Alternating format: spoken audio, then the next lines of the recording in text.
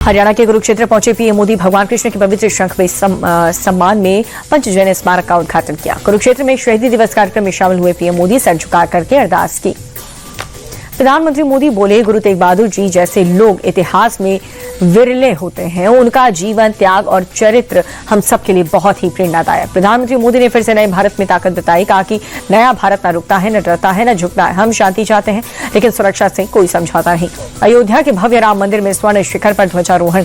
प्रधानमंत्री ने अभिजीत मूर्त में धर्म ध्वजा फहराया। 7,000 मेहमान ऐतिहासिक पल के गवाह बने। ध्वजारोहण के बाद प्रधानमंत्री बोले, आज संपूर्ण भारत और संपूर्ण विश्व राममय है। सदियों के घाव अब भर रहे हैं, सदियों की वेदना पर विराम लग रहा है। सीएम योगी बोले, ध्वजारोहण एक नए युग की शुरुआत है। लंबे समय तक बदहाली का शिकार बना अयोध्या आज उत्सवों की वैश्विक राजधानी। यहां हर दिन एक पर्व है। संघ प्रमुख मोहन भागवत बोले, राम मंदिर के लिए बहुत लोगों ने बलिदान दिया। धर्म ध्वजा लहराने के साथ उन सभी लोगों का सपना साकार हुआ। ध्वजारोहण से पहले प्रधानमंत्री ने रामलला के दर्शन किए। वैदिक मंत्रोच्चार के बीच संघ प्रमुख मोहन भागवत के साथ भगवान के बाल स्वरूप की आरती उतारी। ध्वजारोहण से पहले और बाद में प्रधानमंत्री मोदी का रोड शो। प्रधानमंत्री के स्वागत में समर्थकों का हुजूम उमड़ा। शपथ ग्रहण के 5 दिन बाद नीतीश कैबिनेट की पहली बैठक। एआई मिशन चीनी मिलों की शुरुआत और 11 नए टाउनशिप समेत 11 एजेंडे पर मुहर लगी। कैबिनेट की पहली मीटिंग में अगले 5 साल में 1 करोड़ युवाओं को नौकरी देने का फोकस है। कैबिनेट मीटिंग से पहले मुख्यमंत्री नीतीश कुमार का पोस्ट। कहा कि युवाओं को सरकारी नौकरी और रोजगार देने हमारी प्राथमिकता। 1 दिसंबर से बिहार विधानसभा का सत्र। पहले दिन प्रोटेम स्पीकर विधायकों की शपथ दिलाएंगे। 2 दिसंबर को अध्यक्ष का चुनाव होगा। नई सरकार के गठन के बाद एक्शन में मुख्यमंत्री नीतीश कुमार राजधानी पटना में चल रहे विकास कार्यों का जायजा लिया। सम्राट चौधरी ने बिहार के गृह मंत्री का पदभार संभाला। चार्ज लेने के बाद पहली बार पुलिस मुख्यालय पहुंचे। चुनाव में हार के बाद लालू परिवार को एक और बड़ा झटका। राबड़ी देवी को 10 रोड वाला बंगला खाली करने का नोटिस। हाउसिंग रोड वाला बंगला आवंटित। एसआईआर प्रक्रिया की समीक्षा के लिए चुनाव आयोग ने तृणमूल को मुलाकात का समय दिया।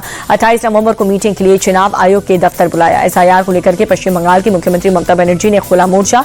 नॉर्थ 24 परगना में रैली। तृणमूल कार्यकर्ताओं के साथ पैदल मार्च किया। एसआईआर को लेकर के ममता बनर्जी का बीजेपी और चुनाव आयोग पर अटैक।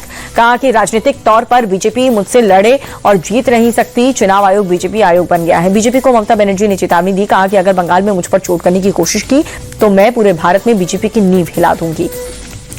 ममता बनर्जी ने बीजेपी शासित राज्य पे एसआईआर उठाए सवाल। कहा कि क्या केंद्र सरकार मानती है कि वहां पर भी घुसपैठिए मौजूद हैं।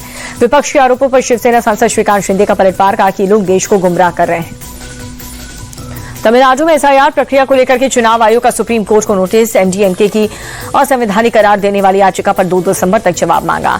लखनऊ में गुरु तेग बहादुर के 350वें शहीदी दिवस पर कार्यक्रम। विशेष गुरुमती समागम में मुख्यमंत्री योगी आदित्यनाथ भी शामिल। संसदीय कार्य मंत्री किरण रिजिजू ने 30 नवंबर को सर्वदलीय बैठक बुलाई। 1 दिसंबर से शुरू होगा संसद का शीतकालीन सत्र। इंडिया गेट पर नक्सली कमांडर हिरमा के नारे लगाने के मामले में कड़ा एक्शन लिया गया है। नक्सली कमांडर हिरमा का समर्थन करने वालों के खिलाफ दिल्ली में प्रोटेस्ट जारी। इंडिया गेट पर आए लोगों को नक्सल सोच का समर्थन कतई बर्दाश्त नहीं। मुंबई में एंटी नार्कोटिक सेल यूनिट पहुंचे एक्ट्रेस श्रद्धा कपूर के भाई सिद्धांत कपूर। 252 करोड़ रुपए की ड्रग्स के मामले में पूछताछ। इंटरनेशनल ड्रग तस्कर पवन ठाकुर दुबई में गिरफ्तार। जल्द ही डिपोर्ट कर भारत लाया जाएगा। दिल्ली ब्लास्ट और टेरर मॉड्यूल मामले में एक्शन तेज हुआ। बीती रात मुजम्मिल को लेकर के फरीदाबाद के धौज और फतेहपुर तगा गांव पहुंची एनआईए। 4 जगहों पर मुजम्मिल को लेकर के एनआईए की टीम गई। मेडिकल कॉलेज हॉस्टल में मुजम्मिल के कमरे और गिरफ्तार टैक्सी ड्राइवर शब्बीर के घर पर तलाशी ली। फरीदाबाद टेरर मॉड्यूल से कनेक्शन के बाद हरियाणा के नूंह में बड़ा सर्च ऑपरेशन जारी है। ससाराम में पारिवारिक विवाद में 3 लोगों की मौत हुई। शख्स ने पहले पत्नी और पिता की हत्या की, बाद में खुद भी खुदकुशी कर ली। पटना में बुलडोजर एक्शन। स्टेशन रोड पर सड़क किनारे अवैध अतिक्रमण को हटा दिया गया। मुजफ्फरपुर में अवैध दुकानों पर चला बुलडोजर। दादर में बैरिया तक 250 से ज्यादा अवैध दुकानें हटाई गई हैं। समस्तीपुर में भी अतिक्रमण के खिलाफ कार्रवाई। जिला प्रशासन ने बुलडोजर से अवैध कब्जे हटाए। लखीसराय में ध्वस्तीकरण की कार्रवाई। डीएम और एसपी के नेतृत्व में बुलडोजर एक्शन। योगी मॉडल की तर्ज पर आरा में भी बुलडोजर एक्शन। सड़क किनारे अतिक्रमण को हटाया गया। राजस्थान के नागौर में स्कूल बस और बुलेरो की टक्कर। 50 फीट दूर तक पलटी।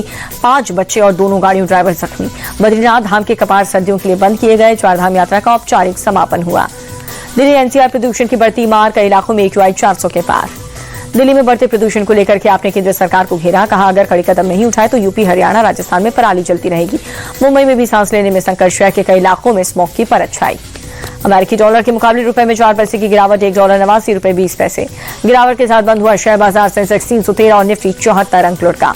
एशियन पेंट्स भारतीय क्रिकेट टीम की ऑफिशियल कलर पार्टनर बनी। बीसीसीआई के साथ 3 साल का करार।